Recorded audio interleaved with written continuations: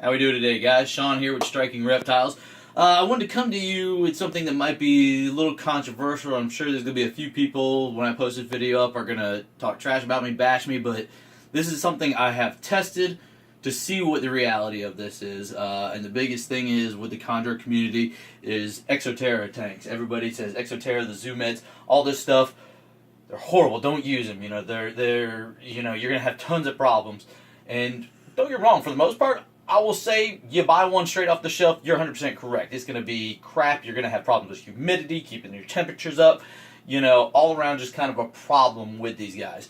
But simple, easy modifications can be done to this that are cheap and will make your snake be happy as possibly can be. Behind me, you're going to see actually one that I picked up here. This is actually a couple months back here. I actually picked it up and I was like, you know what, I'm going to try a little theory with this because, like I said, these are the most readily available things on the market are the Exoterra and Zoo Med enclosures. I made some simple modifications to test out my theories, and the biggest thing is because glass doesn't hold heat and humidity for crap. It really doesn't. So what I did is I got some simple stuff. It's called whiteboard here. It's more or less like almost like a dry erase type material. I cut them to size. You're going to see it here on the sides. I actually put that in here to fit right into where the glass is.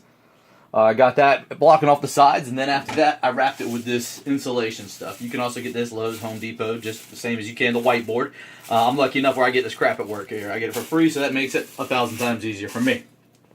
Wrap that around all that there again, and this gives a very good insulation. You're going to see on the back of these here, obviously the regular cork board that you can get for just about anything. That's going to be your stuff for the back. So that's not only going to make it look good, but it's going to hold in even more of that heat and stuff for you. Obviously, one of the last things you're going to want to do, get you a nice piece of plexiglass here.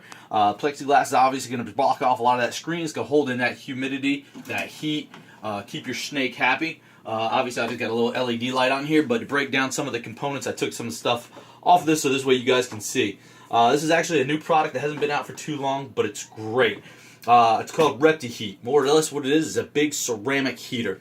Now these things can get very hot. So the biggest thing I'm going to tell you is when you use these things for heat, please, please, please make sure you get a good thermostat to put on these, because the last thing you want to do is cook your snake, because these can get very hot. It even says here on the back, depending on your distance, you'll see even on the high side, it can get up to 161 degrees. I mean, that's the last thing you want is to cook your snake. So you always want to make sure you got a good thermostat on this. Now, like I said, I've tested this stuff. My snake is happy as can be. My temperatures are right. My humidity's right.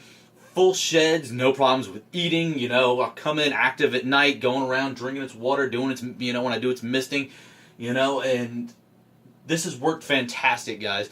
With this being one of the most readily available products out there for people,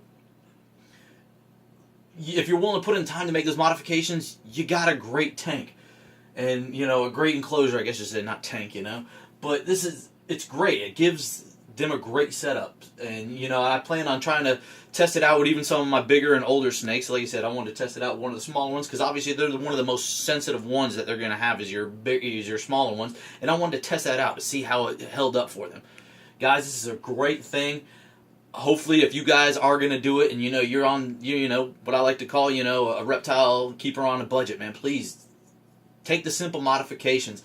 All the modifications on this maybe cost me a whopping $5 to do.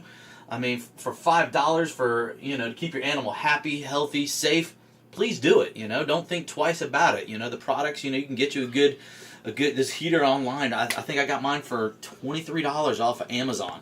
I mean, all these things are great things that you can do. And please, guys, take some of this into account when you're going for your animal. Think of its health. Think of its safety, So please make sure you do that stuff, and hopefully this will help some of you guys out that are wanting to do things on a budget, but keep your animals healthy. So guys, hope you enjoyed the video. Thanks.